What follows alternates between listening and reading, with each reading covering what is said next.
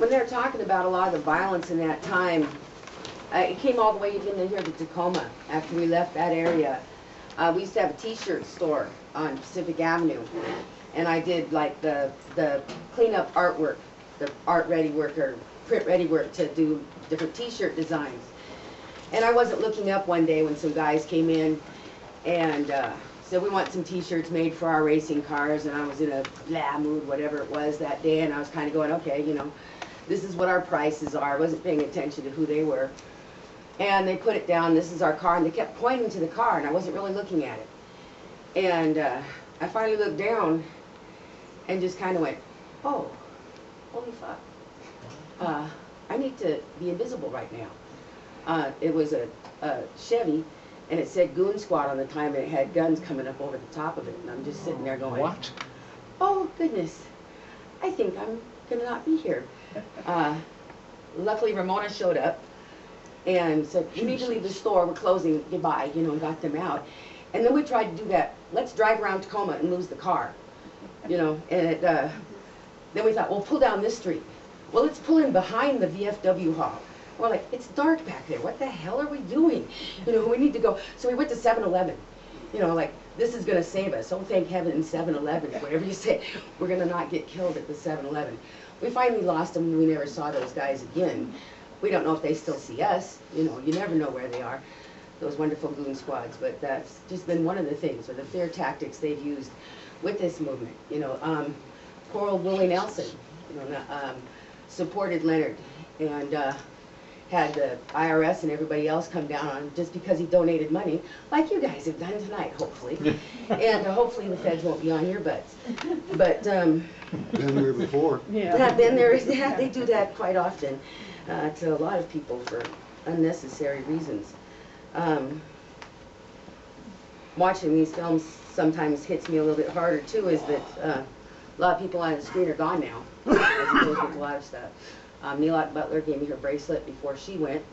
She's up there. Bobby died a few years ago. That's Leonard's cousin, Bobby Robidoux. Most of the Robidouxs a lot of them are gone now. If you got any questions, go head on.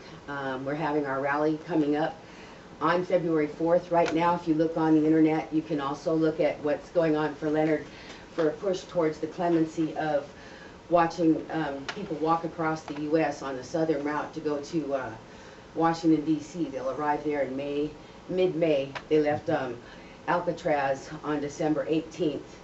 And I guess at this point, Danny Glover's along with them, and actor Danny Glover's with them, and a few other celebrities and people are trying to help push towards the move of getting clemency to get Leonard out of prison.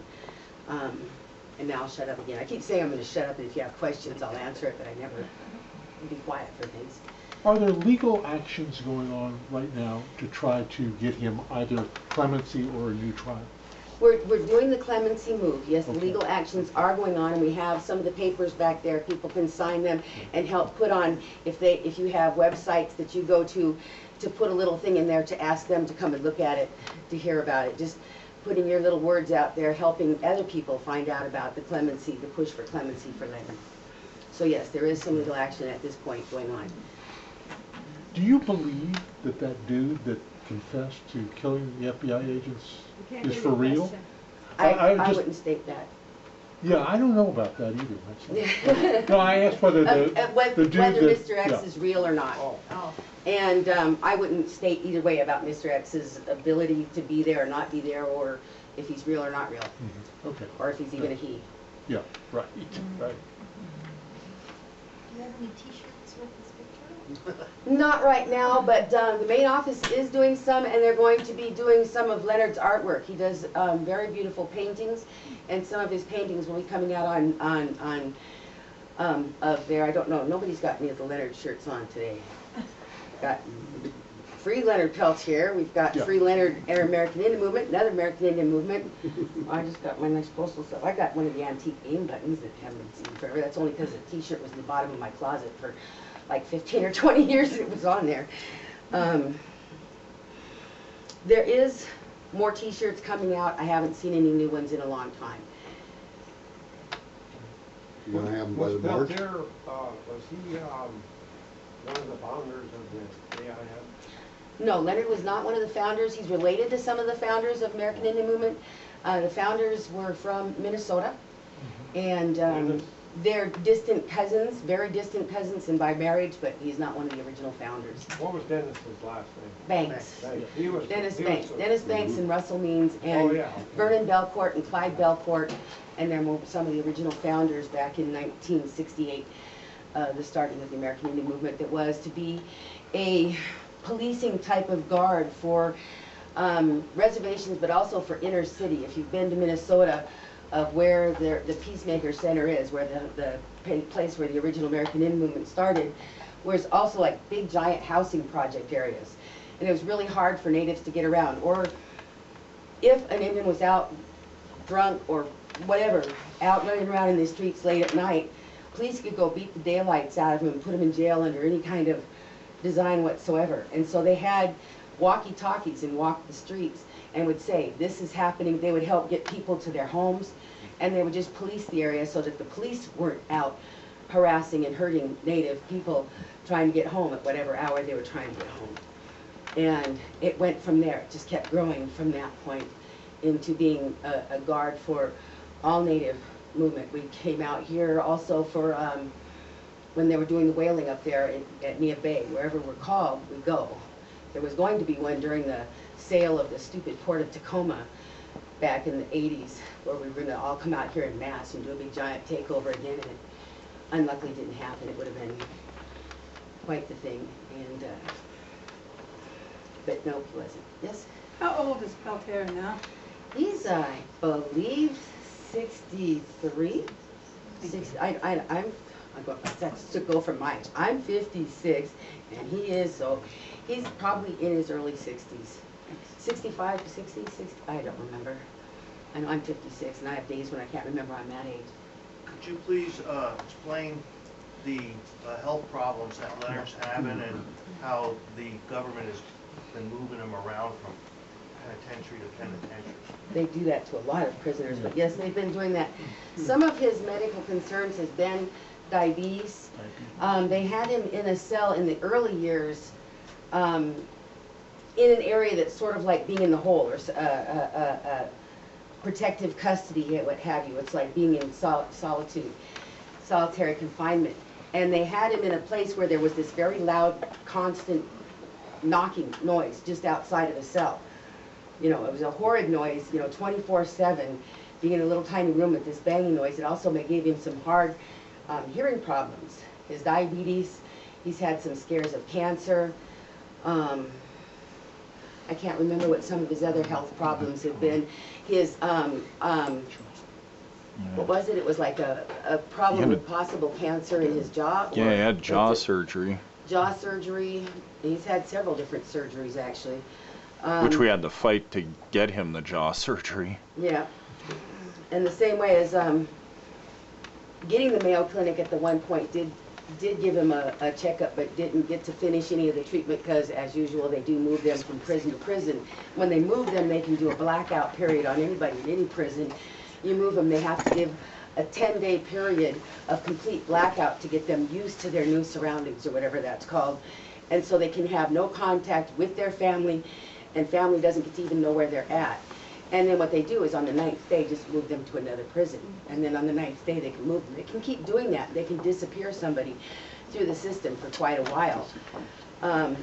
It's pretty scary what the feds can do. In the 80s, I used to write him from time to time. Never got a reply, but I used to write. Is there any sense doing that? I mean, writing to Leonard? Yeah. Yes, does that make any sense? It's nice to get letters. It's nice to get postcards too with pictures on it, so you see something besides the ugly color of walls that they choose to pick for you that's supposed to help you have some sort of mental health issues. The ugly color they usually give you. He's getting letters again, as far as I understand. They do some things for a while where they deny him mail use, or they'll say you only get to get letters for X amount of people. Right. Or only from people you knew prior to your incarceration. Yeah. That's why I got allowed on his visiting list, was I've known him since, you know, since I was like, I was 18, I think. And So they let me in and some of his old brothers and even one of his cousins. They were going, well, you didn't know him before. I said, excuse me, we did know each other. We're related, but we didn't hang out. So it wasn't like we didn't know each other, but because we didn't have provable fact that we knew each other prior to incarceration, you can't visit. I don't know if he's getting much visits at this point. It'd be nice if he could. He's in Florida. They keep moving him all over. Really, some really horrible prisons. Florida hasn't been that bad to him, but it's not that good. So. Does he get visitors? I mean, does he? He was when he was still up north, but I don't know if anybody is getting in there to see him in Florida. I haven't gotten a letter from him for a while. He is allowed to write at times, and he can only make X amount of phone calls, and they have to be on a call list that has to be approved for almost a year.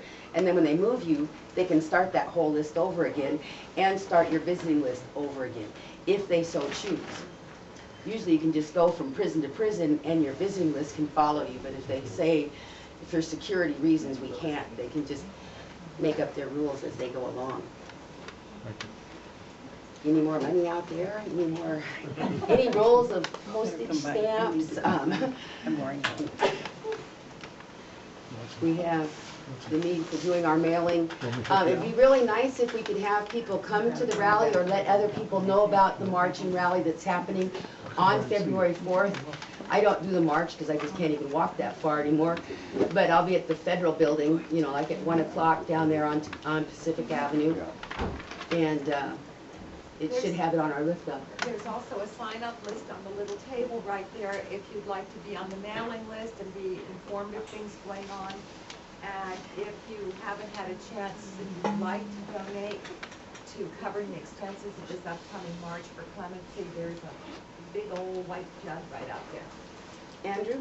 And there are two other handouts. There's the petition that the local organization will send copies of to the White House to support Clemency. And there's also a flyer about the phone and email. The phone and email to flood the with the requests. Feel free to take a poster. Yeah. If you want to take a poster and put it up somewhere. At your workplaces or other places where people look around. One of the biggest things that people collected back in the old days too was the old wanted posters at the post office. They were constantly being stole out of the post office going, oh, I'm going to send it in and see if he'll sign it. I'm like, God, that is so silly. But some of the things people did, but just that, you know, these men and women that have died during the movement, I don't want to see them forgotten. And I really would like Leonard to be free in his lifetime, my lifetime, their lifetime, your lifetime. And there's other people besides them, but it's silly when they can't even totally prove that that's what happened. Thanks. Well, thank you for having us, and please come, have other people come to the rally, and try to go on the internet, look at what's going on with the walk across the U.S. for freeing Leonard and for the push for clemency. Please let other people know of it.